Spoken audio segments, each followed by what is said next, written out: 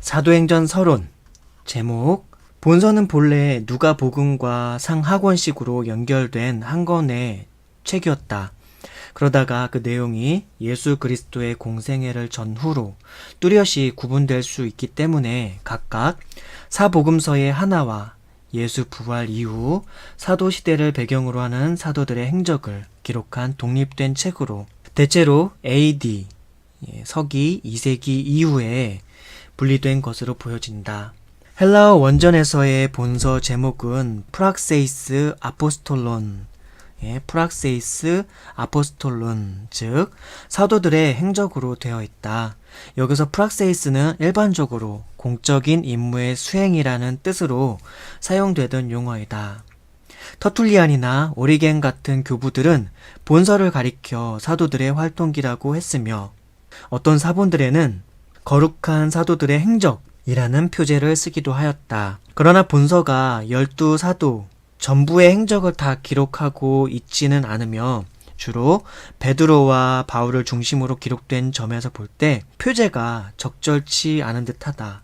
이에 대하여 학자들은 본서에 이러한 표제가 붙은 것은 초대교회 당시 사도 각 개인들에 관한 외경 저작들, 즉 바울행전, 베드로행전 등과 대조시키려는 의도 때문인 것으로 풀이한다.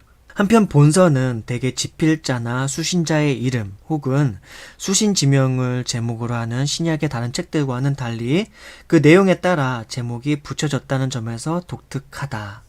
2. 저자와 기록 연대. 본래 본서와 한 권의 책이었던 누가복음과 마찬가지로 의사 누가가 본서의 저자라는 사실은 초대교회부터 널리 알려져 온 사실이다.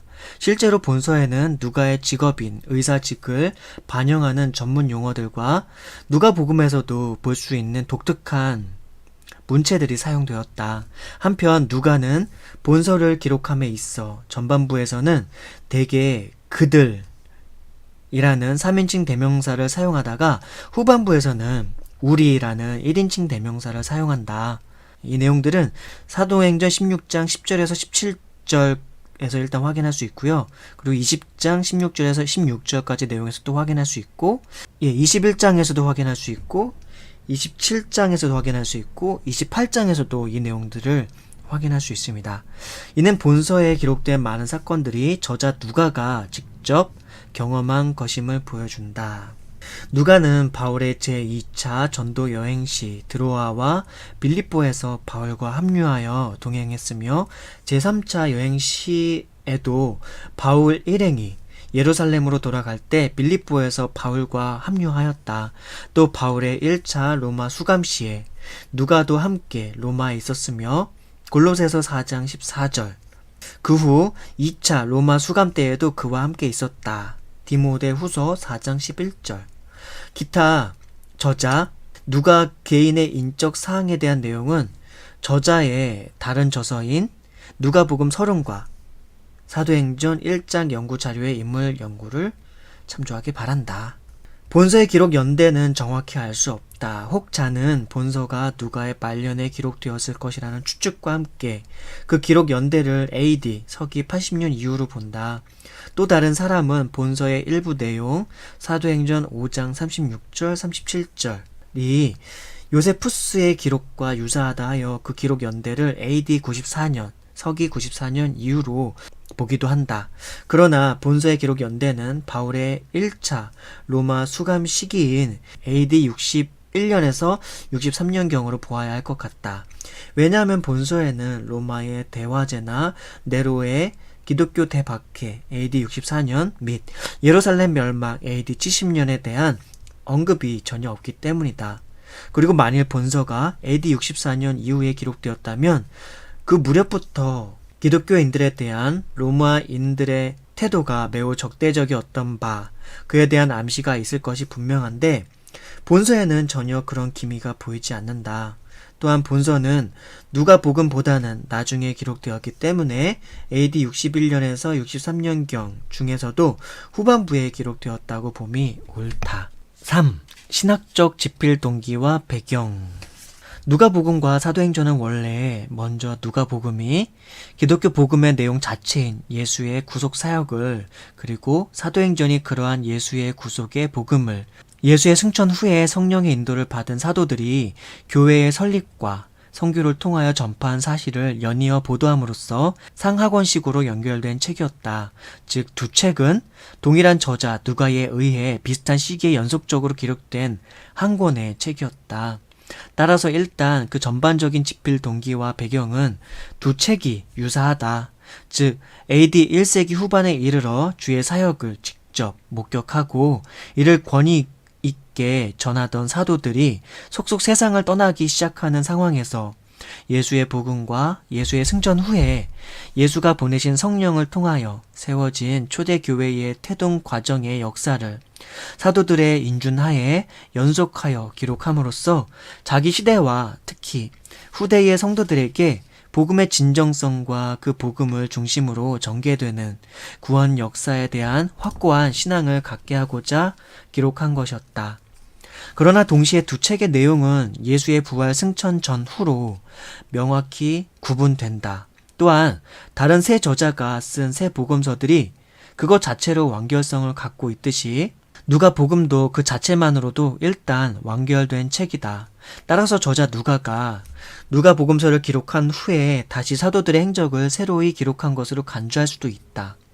원래 상하권으로 연결된 하권의 책이었던 두 책이 후대에 굳이 두 권의 책으로 나누어진 사실이 이런 견해를 입증한다.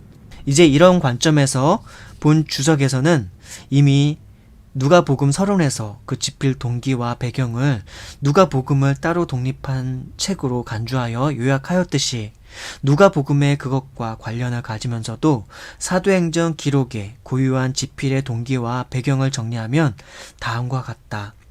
무엇보다 먼저 누가복음이 일단 예수의 구속의 복음 자체의 진정성, 즉 구속의 복음이 참 진리임을 보여주고자 기록되었다면 사도행전은 그 복음이 인간의 역사 속에서 성령의 사역을 통하여 그리고 교회를 중심으로 확장되어 가는 과정을 보여줌으로써 복음의 역동성과 생명력을 보여주고자 기록되었다. 그리하여 사도행전은 오순절 성령 강림을 기점으로 일단 예루살렘에서 태동된 초대교회가 그 어떤 대내외적인 난관에도 불구하고 전 로마 제국으로 꾸준히 확장해 나갔음을 입증하고자 시도한다. 또한 이제 신약시대에 이르러 예수께서 구속 사역을 성취하시고 이제 마침내 천국에 대한 새 언약까지 주심으로 복음의 진리가 온전히 계시되었고 또한 이제 선민 이스라엘 중심으로 구속사가 진행되던 구약 시대와 달리 구원의 복음이 세계 만방의 이방인에게까지 확장된 사실, 곧 구속사의 지평 전체가 확장된 사실도 각성시키고자 노력한다. 그리고 이렇게 된 것은 그저 역사의 우연한 결과가 아니라 태초부터 하나님이 계획하고 섭리하신 결과로서 역사적 정통성을 가진 것임을 입증하고자 한다. 그리하여 순수한 구약 전체가 아니라 구약의 일부 내용에 인본주의적 전승까지 가미하여 유대인 자신들만의 이 지상에서의 구원을 강조하는 유대교의 오류에 빠진 유대주의자들과 앞서 말한 대로 그리스도 예수 안에서 구속사의 시대가 구약에서 신약으로 확장된 것을 믿음으로 신구약의 정통성을 온전히 보존한 예수의 복음을 믿는 초대교회의 기독교가 크게 마찰을 일으켰으나 유대주의자들의 박해는 번번이 성령의 강력한 개입으로 좌절되고 초대교회는 굳건히 뿌리를 내려갔음이 계속 강조된다. 이를 종합하면 사도행전은 이제 구속사의 시대가 예수 안에서 구약에서 신약으로 갓 이전된 시기에 신구약을 온전히 계승한 예수의 복음이 제3위 하나님이신 성령의 강림과 사역을 통하여 초대교회를 중심으로 해서 유대주의자들의 박해를 비롯한 그 어떤 상황에도 불구하고 당시의 세계였던 전 로마 제국에 강력히 확장되었던 역동성을 가진 산 진리였음을 보여주고자 기록된 것이다. 4. 사도행전의 내용 전개. 한마디로 사도행전의 기록은 예수께서 부활 승천하시면서 남기신 지상 명령, 곧 성령이 임하시면 당신이 성취하신 구속사역의 복음을 성령의 인도에 따라 온 땅에 전파하라는 명령이 주의 사도들에 의하여 건립된 초대교회를 중심으로 실현되어 갔던 역동적 역사를 보여주는 것이다. 따라서 이제 이런 관점에서 예수의 복음이 초대교회를 통하여 확장되어 가는 각 단계를 기준으로 그 내용의 전개를 3단계로 요약하면 다음과 같다. 참고로 초기의 예루살렘 및 팔레스틴에서의 교회 설립 및 복음 전파 사역은 베드로 사도에 의해서 주도되었고, 후기의 이방 선교 사역은 주로 바울 사도에 의해서 주도되었던 바, 자연히 예루살렘과 팔레스틴에서의 복음 전파 사역을 기록한 사도행전 전반부는 베드로 사도 중심으로, 그리고 이방 지역의 교회 설립 및 선교 사역을 보도하는 후반부는 바울 사도 중심으로 기록되었음을 기억할 필요가 있겠다. 사도행전의 내용 전개는 첫 번째 단락은 사도행전 1장 1절에서 7장 60절까지 내용, 그리고 두 번째 단락 내용이 사도행전 8장 1절에서 12장 25절까지 내용, 그리고 세 번째 단락이 사도행전 13장 1절에서 28장 31절까지 내용으로 이제 구성이 되어 있는데요. 이제 한번 그 단락별로 한번 살펴보도록 하겠습니다. 첫 번째 1장 1절에서 7장 60절까지 내용, 예루살렘 초대 교회의 설립과 예루살렘에서의 복음 증거에 해당되는 내용이고요. 사도행전은 십자가 순환을 통하여 구속사역을 성취하시고 부활하신 예수께서 40일 동안 지상에 더 머물러 계시면서 제자들에게 하나님 나라의 일을 가르치신 후 승천하시면서 당신의 복음을 땅끝까지 가서 전하라는 지상 대명을 주시고, 동시에 제자들이 당신의 명령을 성취할 수 있도록 도울 성령의 강림을 약속하신 장면에서 그 막을 연다. 그 후 10일 후인 오순절에 주께서 약속하신 대로 마가 다락방에서 성령을 고대하며 합심하여 기도하던 120 문도에게 성령이 임하였고, 성령의 권능을 받은 베드로 등의 제자들이 예루살렘에 모인 각지에서 온 많은 사람들에게 예수 그리스도의 부활과 그를 믿음으로 말미암은 구원의 소식을 선포하여 한꺼번에 3,000명이 회개하는 대역사를 통해 예루살렘 교회가 폭발적으로 태동한 과정이 소개된다. 그 후 예루살렘 초대교회가 공동체 생활을 하며 급격히 신장하였고, 최초의 7 집사를 선정하는 등 조직 정비까지 시도할 정도로 성장하였음이 보도된다. 한편 그 과정에서 예수의 복음으로 인해 온 예루살렘이 소동하게 되었고, 예수를 십자가에 못 박은 유대 종교 지도자들이 이제는 그리스도의 복음을 전하는 제자들까지 핍박하게 되었는데, 마침내 스데반 집사가 최초로 순교를 당하는 사건까지 발생하게 되었음이 보도된다. 이제 두 번째 단락 한번 보겠습니다. 사도행전 8장 1절에서 12장 25절까지의 내용인데요. 유대와 사마리아에서의 복음 증거에 대한 내용입니다. 스데반 집사의 순교를 기점으로 하여 교회에 대한 유대인의 대대적인 핍박이 일어났다. 그러나 오히려 이로 인하여 교회들은 각지로 흩어지게 되는데, 그것이 일단은 전 팔레스틴 지역의 교회가 확산되고 나아가서는 디아스포라된 이방 땅에도 일부 복음이 전해지게 되는 새로운 전기가 되었다. 제2부는 바로 이 단계의 교회의 성장과 복음의 확산을 보여준다. 먼저 빌립 집사가 사마리아 전도 활동에서 대성공을 거두게 되었으며, 베드로가 가이사랴에서 이방인 고넬료 가정을 복음화시켰다. 이런 이방인 전도의 시작과 함께 발생한 특별한 사건은 훗날 이방인의 사도로서 본서의 후반부의 주인공으로 등장하게 될 사울의 회심 사건이다. 한편 복음이 점차 확산되어감에 따라 상대적으로 유대인들의 핍박도 고조되어 갔으며, 베드로의 투옥 사건과 사도 야고보가 순교당하는 초대교회의 역사에 있어서의 한 획을 긋는 두 번째 순교 사건이 발생하였음도 보도된다. 세 번째 단락, 사도행전 13장 1절에서 28장 31절까지의 내용이고요. 땅끝까지의 복음 증거. 이 마지막 3부는 이제 복음이 유대와 사마리아 지역을 벗어나 모든 이방인의 땅에까지 확고하게 뿌리를 내렸던 과정을 보여준다. 바울 사도의 사역을 중심으로 보도하는 이 부분은 다시 두 부분으로 나눌 수 있다. 먼저 사도행전 13장 1절에서 21장 16절은 전 3회에 걸친 바울의 이방 선교 여행 기사를 보도한다. 예루살렘에서의 핍박을 피해온 유대인 출신 성도들의 전도로 인해 이방인 출신 성도들이 주축이 되어 교회를 세웠는 바, 이 최초의 이방인 교회인 수리아의 안디옥 교회가 이방 세계의 선교의 전초 기지가 되었으며, 이방인의 사도로 부름받은 사울, 곧 바울이 기독교 역사의 길이 빛날 전 3차에 걸친 전도 여행을 떠나게 된다. 그의 제1차 전도 여행 AD 47년에서 49년의 주 경로는 소아시아 지역의 여러 성읍들 등이었으며, 제2차 전도 여행 AD 49년에서 52년의 주 경로는 마게도냐와 헬라의 여러 지방들이었다. 그리고 끝으로 제3차 전도 여행 AD 53년에서 57년의 주 경로는 에베소 지방을 중심으로 한 소아시아 지방과 마게도냐와 헬라 지방을 재차 방문하는 것으로 이루어졌다. 다음 21장 17절에서 28장 31절은 이방인 사도로 대활약을 했던 바울이 소위 유대교의 오류에 빠져 바울을 율법 모독자요 사회 파괴자로 매도한 유대인들의 고소로 로마 식민 정부에 체포되어 수차의 변론 끝에 가이사에게 호소한 결과 마침내 로마로 이송되게 되는 과정을 보여준다.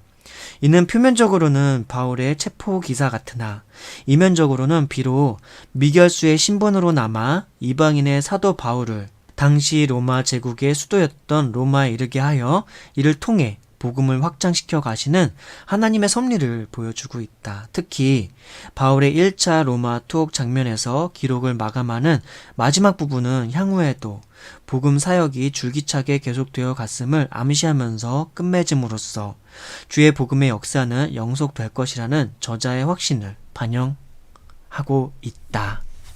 5. 사도행전의 주제들. 예수 그리스도의 구속의 복음을 중심으로, 그리고 오순절 성령 강림을 기점으로 태동된 초대 교회의 설립과 성장 과정, 그리고 이를 통하여 이제 유대인들 뿐만 아니라 이방인들에게까지 복음이 확산되게 된 과정을 기록한 본서는 모든 성도들로 하여금 그리스도의 복음을 중심으로 세계 만민을 위하여 태초부터 종말까지 진행되는 구속사에 대한 확신과 성령 충만한 신앙생활을 교훈하고 있다. 네, 사도행전의 주제들은 그래서 총 한 8가지로 이제 볼 수가 있는데요. 한번 보도록 할게요. 첫 번째, 구속사는 예수를 통한 죄인의 구속의 원리를 중심으로 일관되며 태초부터 세상 끝날까지 연속된다. 즉, 하나님이 태초에 세우신 구속의 법을 그리스도가 성취하셨으며, 그리스도가 성취하신 구속 사역을 현재 성령께서 각 성도에게 적용시킴으로써 구원이 이루어진다. 그리하여 마침내 세상 끝날 천국에서 주님께서 우리에게 구속 사역을 통해 주시고자 하시는 구원이 최종 실현될 것이다. 성경에 계시하는 구속사가 이처럼 예수의 구속의 원리를 중심으로 일관성과 연속성을 가지고 있는 것은 결국 성경이 유일 절대의 진리임을 반영하고 있다. 두 번째, 성교의 사명은 전 시대의 모든 성도에게 주어졌다. 예수는 승천하시기 전 성령의 권능을 받아 땅끝까지 이르러 복음을 증거하라는 지상 대명을 내렸다. 이처럼 주님이 성령의 강림까지 보장해 주시면서 꼭 성취하라고 주신 성교의 명령은 마침내 주님의 구속의 복음이 최종 실현되는 천국이 도래하는 바로 그 시점까지 계속 수행되어야 한다. 세 번째, 교회의 근본은 그리스도시며 교회 설립과 운영의 원동력은 성령의 강림과 인도이다. 즉, 교회는 그리스도에 의하여 그리스도에 대한 믿음에 기초하여 세워지는 것이며 성령의 능력 안에서 이루어지고 유지되어 가는 것이다. 따라서 그리스도의 복음의 정립과 성령 충만이 병행되지 않는 교회는 존재하거나 유지될 수 없다. 성령 충만한 교회의 진정한 모습은 말씀과 기도 속에서 서로 사랑으로 교제하고 구제에 봉사하는 것이다. 그리고 무엇보다 선교에 앞장서는 것이다. 이게 네 번째 주제였고요. 성령 충만한 교회의 진정한 모습은 말씀과 기도 속에서 서로 사랑으로 교제하고 구제에 봉사하는 것이다. 그리고 무엇보다 선교에 앞장서는 것이다. 다섯 번째는 그리스도의 구원 사역은 민족이나 인종 또는 신분 등의 차별 없이 주를 믿는 인간이면 누구에게나 모두 적용된다. 따라서 성도들은 구별됨 없이 모두에게 복음을 증거하고 전파해야 한다.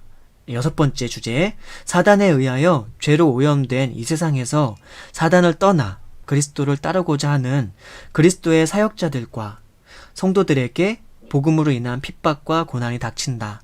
따라서 그리스도의 은혜와 구원의 약속을 믿으며 고난을 참고 견디는 자세가 요청된다. 일곱 번째, 선교를 통한 하나님의 나라의 확장은 오직 성령의 역사이다. 복음 선교는 오순절 성령 강림으로 시작되었으며 성령 충만을 받은 사람들에 의하여 전개되어 나갔다. 그러므로 성도가 선교 사역을 감당하기 위해서는 먼저 성령의 충만함이 있어야 한다. 여덟 번째, 선교의 핵심 메시지는 그리스도의 십자가 위에서의 대속의 죽음과 부활과 재림이다. 이는 사도행전에 나타난 수편의 설교의 핵심 메시지들이다. 아홉 번째, 교회와 교회의 복음 선교는 영원하다. 교회는 그리스도의 복음을 믿는 사람들의 공동체이며 또한 복음을 전하는 전진 기지이기도 하다.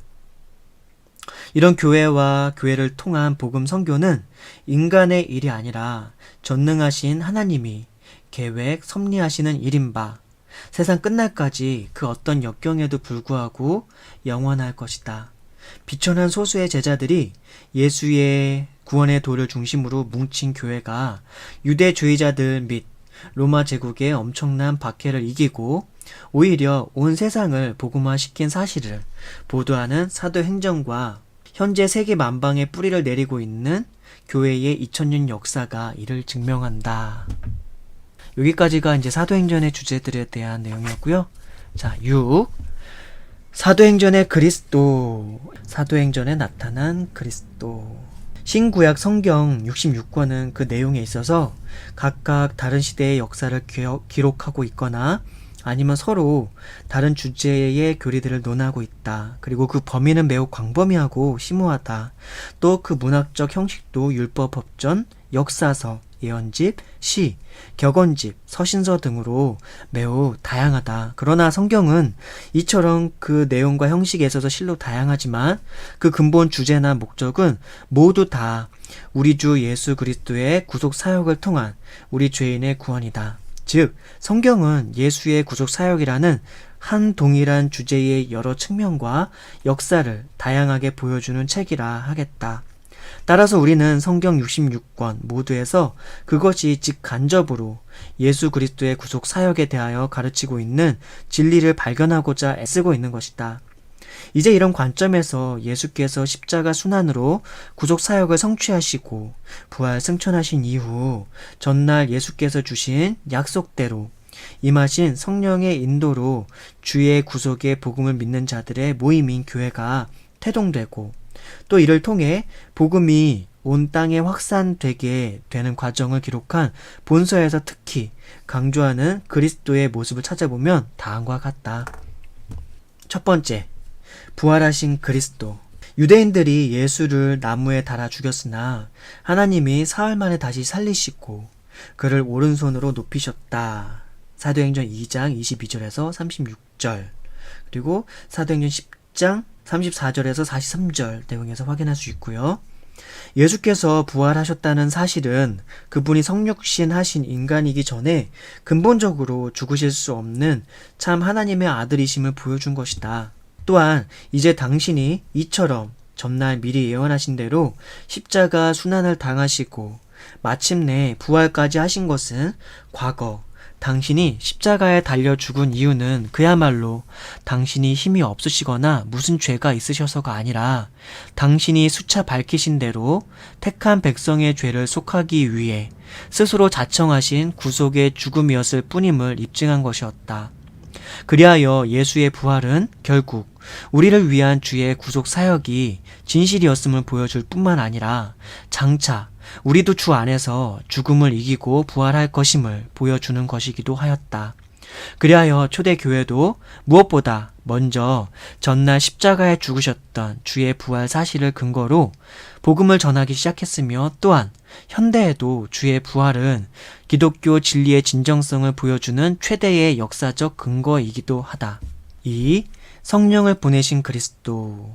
사도행전은 예수님의 공생의 당시 및 승천 시의 약속대로 이 땅 역사의 오순절 사건을 통하여 강림하신 성령이 계속하여 초대교회의 태동과 성장이라는 연속되는 대사건의 원동력이었음을 직간접으로 시사하고 있다. 이는 단순한 개별적 사건이 아니라 하나님의 구속사의 섭리 전체와 관련된 것인 바 다음과 같은 포괄적 이해가 필요하다. 먼저 태초 인간의 타락 직후 성부 하나님께서는 범죄한 인간 대신 다른 존재가 그 죄값을 지불함으로 인간이 지은 죄에 대한 형벌은 치러지는 반면, 인간 자체는 구원받는 소위 구속의 법을 제정하시고 이를 궁극적으로 성자 하나님이신 예수가 성취하실 것에 대한 약속을 중심으로 일단 예수께서 이 땅에 오신 때까지의 구속사를 전개하셨었다. 이것이 옛 약속, 곧 구약이고 구약 시대였다. 그런데 이제 예수께서 성육신 강림하시어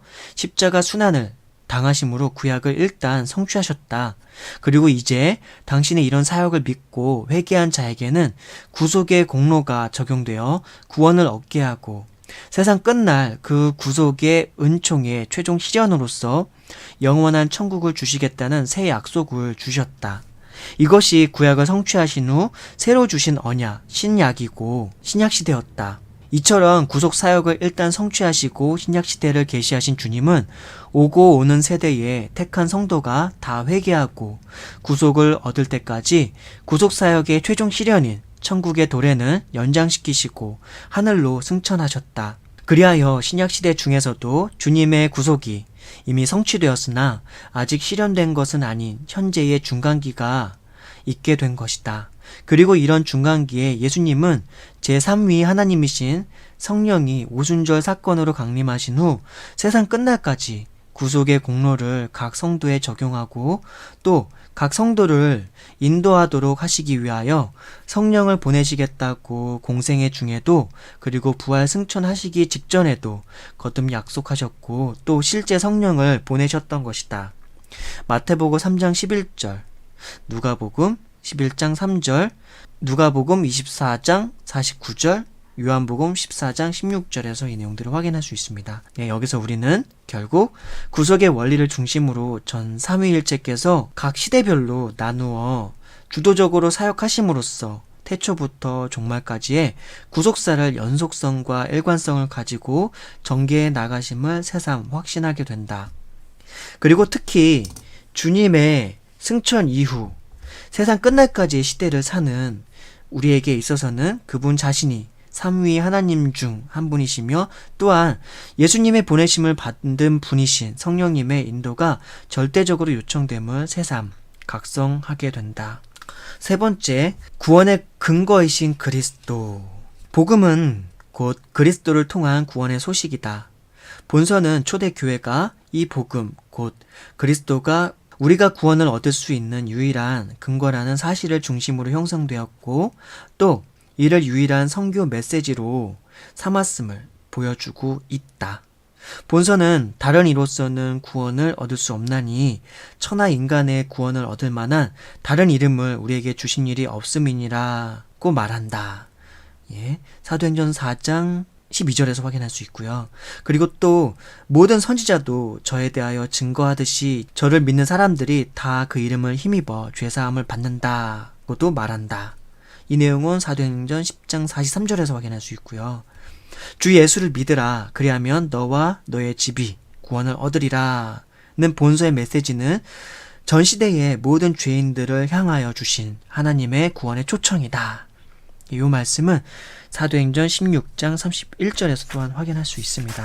자, 이제 마지막으로 7. 사도행전의 특징. 사도행전의 특징은 총 5가지 정도를 살펴볼 수가 있는데요. 첫 번째, 복음서와 서신서를 이어주는 교량 역할을 한다. 특히 대부분의 서신서는 바로 사도행전에 보도된 여러 사건들을 배경으로 하여 그런 사건이 진행되던 현장에서 대부분 사도들인 저자들이 그때그때마다 기록한 것이다. 따라서 서신서와 사도행전의 시대 배경은 서로 중복된다. 두 번째, 저자 누가의 직업을 반영하는 의학 관련 용어들이 사용되었다. 세 번째, 2000년 교회사의 직접적 시발점이 된 예루살렘 교회의 태동 과정과 이로부터 교회가 확산된 초대 교회 시대의 역사를 잘 보여준다. 성경의 이 기록은 고고학적으로도 귀중한 자료로서 점점 더 그 사실성이 고증되어 가고 있다. 네 번째, 그리스도의 승천 이후 오순절 강림으로 계시된 성령의 임재와 그 이후 성령이 초대교회의 선교의 배후에서 원동력이 되었음을 분명히 보여주어 기실 사도행전은 결국 그 사도들의 배후에서 사역하신 성령의 행적 기록이란 의미에서 성령행전으로도 불린다. 실제로 사도행전 안에는 성령이라는 단어가 39회나 나오며 성령 강림으로 인한 집단적인 대회개 및 성령 충만의 사건이 모두 5차례나 기록되어 있다. 사도행전 2장 1절에서 4절, 그리고 사도행전 4장 31절, 그리고 사도행전 8장 17절, 사도행전 10장 45절, 사도행전 19장 6절에서 이 내용들을 확인할 수 있습니다. 다섯 번째, 사도행전 특징 다섯 번째, 사도행전은 갑자기 끝을 맺는다. 즉, 사도 바울의 1차 로마 투옥, AD 61년에서 63년경에 있었던 사도 바울의 1차 로마 투옥과 그 투옥 중의 사역을 끝으로 향후에도 계속 성령의 인도를 통한 교회의 선교 사역이 이어질 것을 암시하면서 갑자기 끝을 맺는다. 사도행전이란 결국 교회를 통한 복음의 확장을 보여주려는 책임바, 교회와 복음은 세상 끝날까지 계속 확장될 것이므로 사도행전 기록이 이처럼 중도 종결된 것은 오히려 자연스러운 일이다. 이상 그랜드 종합 주석에 있는 사도행전 서론에 대한 내용을 읽어드렸습니다. 사도행전 성경을 읽으실 때 좀 도움이 되셨으면 좋겠고, 저 같은 경우는 제가 녹음해 놓은 이거를 다시 어떻게 활용하냐면은 잠잘 때라던가 좀 쉴 때, 머리 식힐 때 혹은 산책할 때, 그럴 때 이제 귀가 놀잖아요. 물론 산책을 할 때는 그냥 산책을 그냥 즐길 수도 있지만, 잠잘 때도 잠은 숙면을 즐길 수도 있지만, 잠이 잘 안 올 때 있잖아요. 그럴 때 눈만 감고서 뭔가 막 잠잠에 시달리기도 하고, 이런저런 생각도, 물론 잠자면 그럴 땐 또 기도할 수도 있죠. 마음 두어서. 그럴 수도 있지만, 그럴 때 이제 좀 귀를 통해가지고, 쑥 그냥 잠자기 전에 쑥 들으면서 자면요.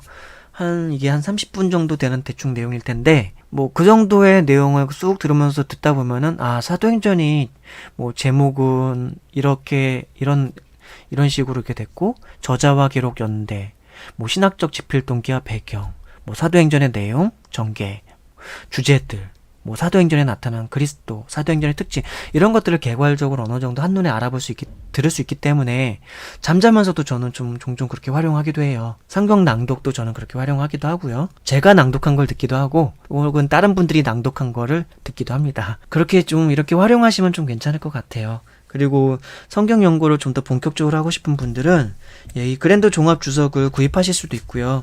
이게 낙권으로 치면 5만원이고 세트로 구입하면 20권인데 100만원인데 아마 세일하는 곳이 어딘가 있을 거예요.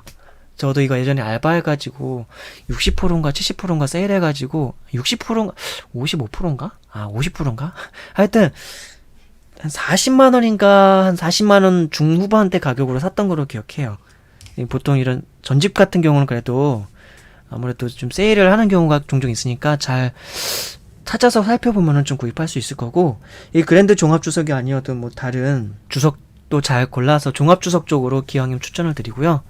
그래서 종합 주석이라는 건 뭐냐면은 역대 그래도 신학자들이 많이 있었을 거 아닙니까? 성경을 연구하고 했던 그런 신학자들이 그 성경 구절이나 그런 내용 전반적으로 해석을 했던 것들을 종합적으로 고려해가지고 이런 구절, 이 구절에서 어떤 학자는 뭐 칼빈은 누가 이렇게 말했고 그 전에 누구 신학자는 이렇게 말했고 누구는 이렇게 말했고 종합적으로 좀 약간 주석을 달아가지고 이걸 참고하는 독자들로 하여금 뭐 여러 가지로 객관적인 좀 나름대로 판단을 내릴 수 있도록 도움을 주는 자료 도서라고 볼 수가 있어요. 예. 그러니까 본인이 직접 연구하신 분들은 주석집을 좀 직접 구입하셔서 연구를 하셔도 괜찮을 것 같습니다. 물론 주석집만 본다고 해가지고 성경이 다 종합적으로 막 다 이해되느냐 또 그건 아닌데 어떤 경우는 주석집이 없어도 성경을 읽으면서 하나님께 기도하면서 성령께서 깨닫게 해주시면 종합적으로 객관적으로 잘 이해할 수 있는 경우가 있고요. 어떤 경우는 교리서라던가 혹은 조직신학서 뭐 그런 것들 성경 개론서들 뭐 그런 것들까지 다 아울러서 읽어본 다음에 더 종합적이고 객관적으로 또 이해할 수 있는 그런 경우도 있겠죠. 예. 그런 여러 가지 경우가 있으니까요. 기존에 나와 있는, 시중에 나와 있는 어떤, 뭐, 어쨌든 학자들이 남겨놓은 책들을 활용하시는 것도 한 방법이고, 일단 성경 자체를 본인이 잘 이해를 하려고 하나님께 도움을 구하면서, 기도하면서 읽어보면 도움이 될 것 같습니다. 자, 오늘 사도행전 서론, 읽어드리는 이 시간은 이것으로 마치고요. 다음 시간에 또 뵙도록 하겠습니다. 평안하시고 건강하시고 행복하십시오.